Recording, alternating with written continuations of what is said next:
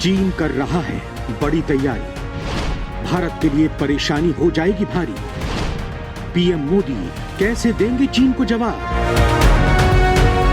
दोस्तों, दुनिया में अपनी बादशाहत कायम करने की सनक में चीन कुछ ऐसा करने जा रहा है जो दुनिया के लिए घातक हो सकता है।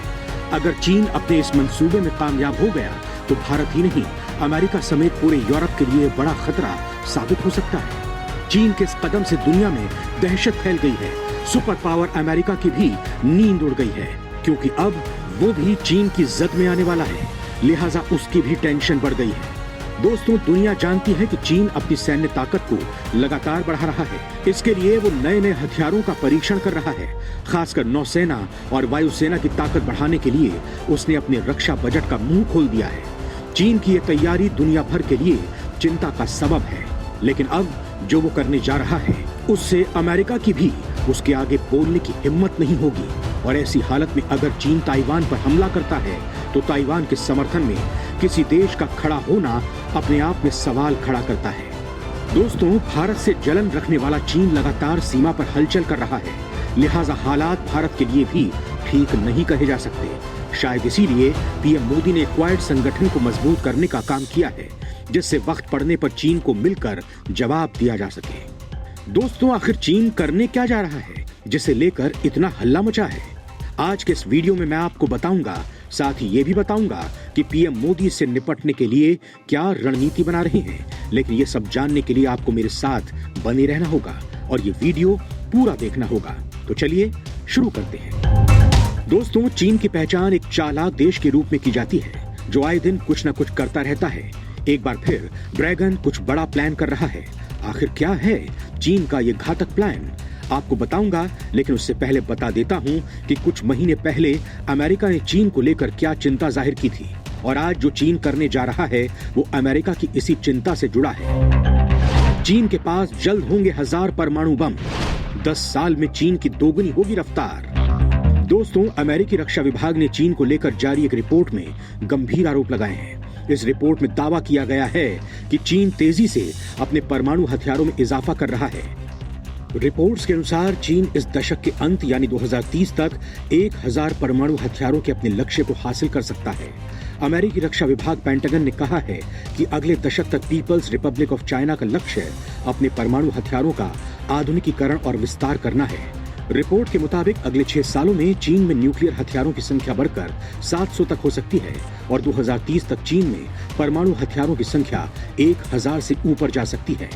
हालांकि इस रिपोर्ट में साफ नहीं किया गया है कि अभी चीन के पास कितने हथियार हैं।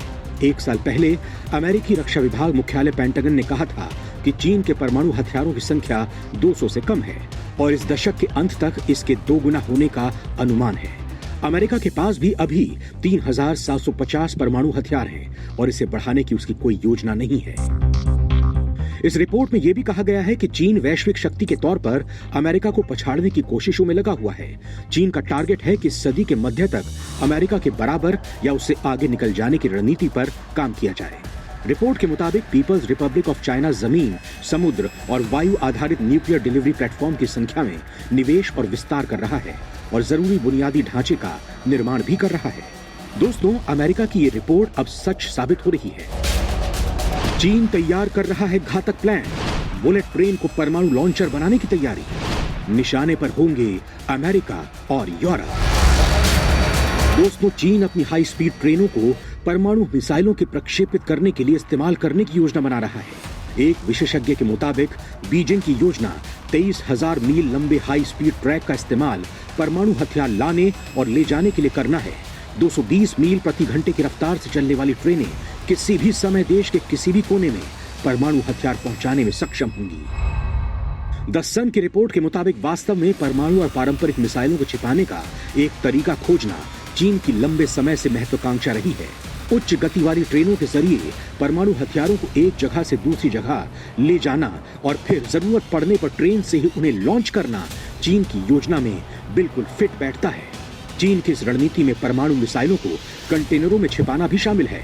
अपनी इस रणनीति को सफल बनाने के लिए चीन परमाणु मिसाइलों को यात्री ट्रेनों का रूप भी दे सकता है। चीनी सेना के विशेषज्ञ रिक फिशर के मुताबिक अगर चीन मिसाइल लॉन्च सिस्टम के तौर पर ट्रेनों का इस्तेमाल करने में कामयाब होता है तो ये दुनिया के लिए एक बड़ा खतरा बनकर उभरेगा। उन्होंने कहा कि इस बात से इनकार नहीं किया जा सकता है कि चीन का रेल सिस्टम यूरोप और अमेरिका में मौजूदा टारगेट तक हमला करने के लिए 1000 परमाणु मिसाइलों की आवाजाही कर सकता है। फिशर ने कहा, 100 रेल लॉन्च से किए जाने वाले ICBM के निर्माण और तैनाती से चीन के सैन्य बजट पर दबाव नहीं पड़ेगा। चेंगडू में साउथ वेस्ट जियोटोंग यूनिवर्सिटी में सिविल इंजीनियरिंग के एसोसिएट प्रोफेसर यिन जिंगहोंग की टीम ट्रेनों को लॉन्चर के रूप में इस्तेमाल करने की योजना बना रही है। प्रोफेसर यिन जिंगहोंग के नेतृत्व वाली टीम ने यूनिवर्सिटी जर्नल में प्रकाशित शोध में बड़े दावे किए हैं। टीम ने पाया है कि high speed railway heavy duty railway की तुलना में तेज और अधिक सुचारू रूप से संचालित होते हैं। इसका मतलब है कि हाई स्पीड रेल पर सैन्य वाहनों की गतिशीलता ज्यादा होगी, साथ ही उन्हें बचाना और छिपाना भी आसान होगा। वहीं अब टीम उस काम को बेहतर बनाने में लगी है जिसके जरिए ट्रेनों का इस्तेमाल परमाणु हथियारों के लॉन्च पैड के तौर पर किया गया है। दोस्तों, चीन के इस कदम से भारत को भी चिंतित होने की जरूरत है, क्योंकि सीमा पर उसकी बढ़ती गतिविधियां किसी बड़े खेल की ओर इशारा करती हैं। अरुणाचल से लद्दाख तक चीन दे रहा टेंशन, भारत को 2 मोर्चों पर निपटने की करनी होगी तैयारी।